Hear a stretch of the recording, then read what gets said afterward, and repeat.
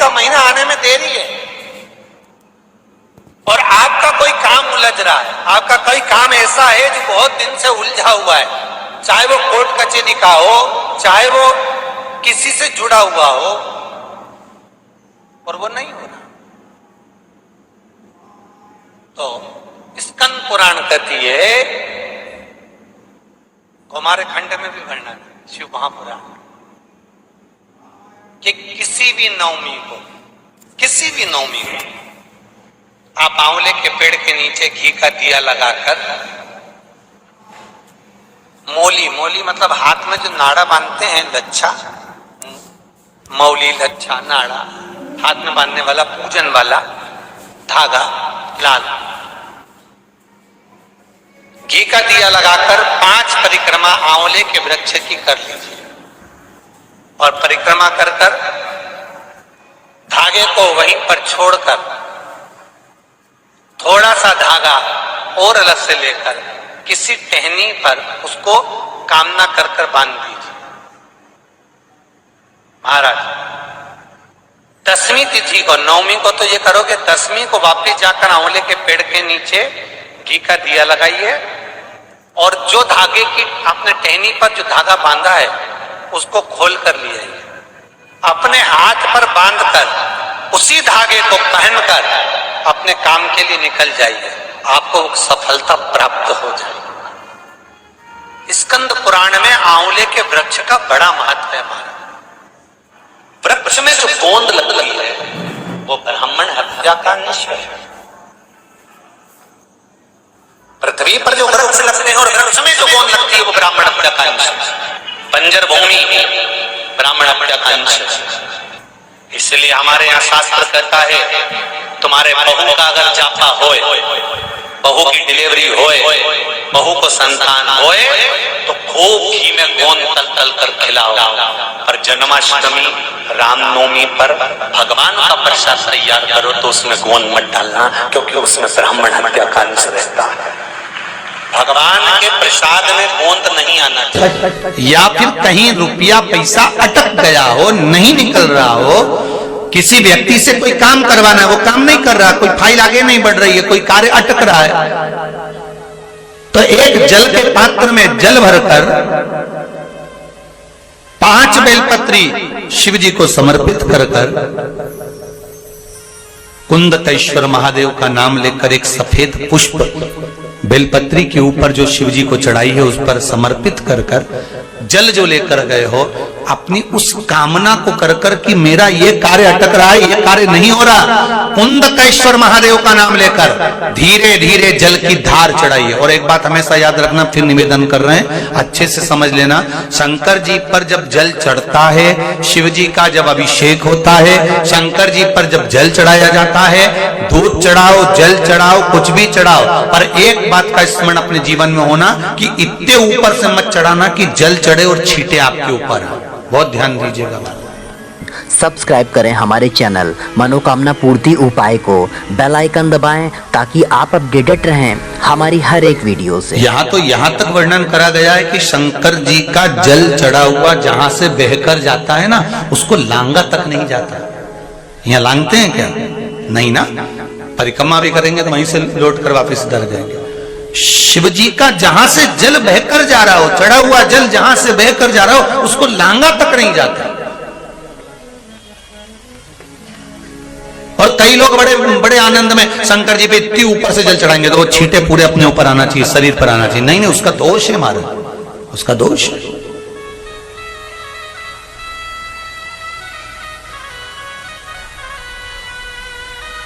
शिव जी को अगर आप जल चढ़ा रहे हो, जैसे आप भगवान को अगर जल चढ़ाओ, दूध चढ़ाओ, तो मान लो अगर जैसे एक सरल भाषा में समझ लो और अच्छे से, कि जैसे ये शिवलिंग है शंकर जी का, ये शिवलिंग है और आप जल चढ़ा रहे हो, तो इतनी ऊपर से छोड़ोगे तो पानी का छींटा तो अपने ऊपर आएगा, पर वही जल, वही दूध, वही सामग्री आप शिवलिंग से थोड़ी सी दूरी बनाकर अगर आप समर्पित करेंगे तो बाबा उसको स्वीकार भी करता है और आनंद की अनुभूति भी होती है, कार्य में सिद्धता भी आती है, कार्य में उसकी सिद्धता भी आती है। अब तुम तो ऊपर से छोड़ रहे हो जिससे वो पानी तुम्हारे ऊपर ही आए, तो वो एक अलग प्रसंग है, बोले एक अलग विषय। दशमी, एकादशी और द्वादशी, इन 3 तिथियों पर एक रोटी में थोड़ा सा मीठा रखकर सोमक पितृ का नाम लेकर यदि गाय को खिला दिया जाता है, तो अगर कोई पूर्वज प्रेत योनि में भी पड़ा हुआ होता है, भटक रहा होता है, जिसको पिंड नहीं मिला, जो अचानक मर गया होता है, अधोगति में चले गया होता है, उस जीव की मुक्ति दशमी, एकादशी और द्वादशी, ये 3 दिन सोमक पितृ का नाम लेकर रोटी में, पूड़ी में मीठा रखकर अगर गाय को खिला दिया जाता है ये 3 दिन तक, तो वो पितृ कभी भटकते नहीं है, उनको मुक्ति प्राप्त हो जाती है, मोक्ष में। दशमी की रात्रि के 12 बजे घी का दिया हथेली में रखकर दरवाजे के बाहर, उस दिए को हथेली में रखकर चंद्र का दर्शन रात्रि के 12 बजे दिए की लो में चंद्र का दर्शन करते हैं, उससे ज्योत प्रबल होती है हमारे। या तो होगा वो नवमी की रात्रि 12 बजे या दशमी की रात्रि की 12 बजे चंद्र का दर्शन, दीप घी का हाथ में जलाकर, नाम गोत्र अपना बोलकर, नरसिंह भगवान का स्मरण कर कर, ज्योति में चंद्र का स्मरण कर कर दर्शन किया जाता है। नेत्र कमजोर हो तो 3 या 4 दिन में ज्योतियों का क्रम बढ़ना प्रारंभ होता है। वैसे तो 15 दिन का लिखा है, पर शिव महापुराण कहती है 3-4 दिन का क्रम बहुत होता है, बढ़ता जाता है। सब्सक्राइब करें हमारे चैनल मनोकामना पूर्ति उपाय को, बेल आइकन दबाएं ताकि आप अपडेटेड रहें हमारी हर एक। केवल दशमी, चाहे उजाला की हो चाहे अंधेरे की, कौन से महादेव का नाम लेना है? श्रम्भेश्वर महादेव। जब कोई व्यक्ति चिड़चिड़ करता है, क्रोध करता है, गुस्सा करता है, तो महाराज शंकर भगवान का श्रम्भेश्वर महादेव का नाम लेकर 31 बेलपत्र, जिस व्यक्ति को क्रोध आता है उस व्यक्ति का स्मरण कर कर आखा चावल मतलब सेगे चावल के साथ एक बेलपत्र 31 बेलपत्र कर कर शिव जी के शिवलिंग पर समर्पित करी जाती है, मात्र दशमी की तिथि के लिए। केवल दशमी, चाहे उजाला की हो चाहे अंधेरे की। कौन से महादेव का नाम लेना है? श्रम्भेश्वर महादेव, शिव जी का। 1 रुपए कमाओ, 1.25 रुपए खर्च होता हो, पैसा हाथ में नहीं दिखता हो, तो शिव महापुराण में बड़ा सुंदर वर्णन किया गया। से दीप महत्वता, घर में 2 दिए हमेशा रखना चाहिए, घी का दिया हो चाहे तेल का दिया।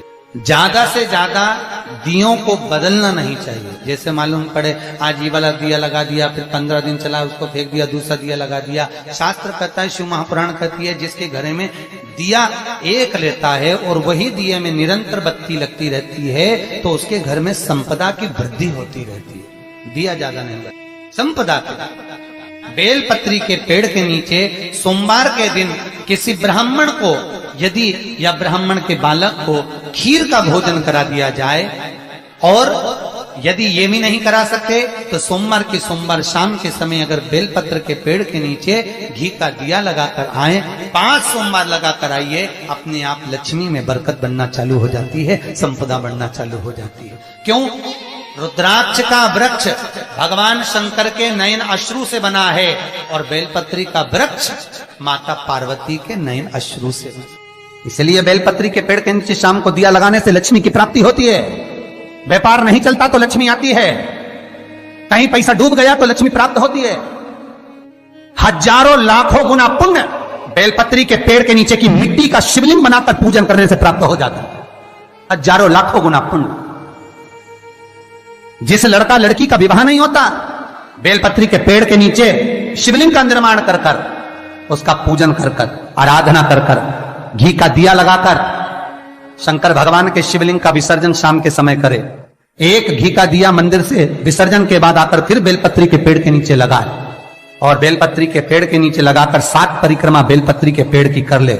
झोली पसार कर प्रणाम करके बेलपत्री के पेड़ के नीचे की मिट्टी को सिर पर लगा ले और चले जाए। 3 से 4 महीने के अंदर उसका विवाह पक्का हो जाता है। हमारा ये साधारण नहीं है, लक्ष्मी तो इसके नीचे निवास। सब्सक्राइब करें हमारे चैनल मनोकामना पूर्ति उपाय को, बेल आइकन दबाएं। पहले भी कथाओं में करा है, कैसी भी रोग हो, कैसी भी बीमारी हो, बस निवेदन इतना है, अगर ज्यादा बीमारी घेर कर रखी है, 1 लोटा पानी, कलश में जल, थोड़ा दूध, और जो व्यक्ति बीमार है उसका वस्त्र उस लोटे को छूला, एक बेलपत्र उसमें पटक दो और शंकर भगवान पर, शिवलिंग पर, कोई भी शिवलिंग जो मंदिर में हो, चाहे वो गुप्तेश्वर शिवलिंग हो, कुबेरेश्वर हो, महेश्वर हो, बटकेश्वर हो, पिपलेश्वर हो, नर्मदेश्वर हो, सोमेश्वर हो, नागेश्वर हो, धनेश्वर हो, हरीश्वर हो, कोई भी शिवलिंग जो आपके नजदीक में हो, जो मंदिर आपके पास में है,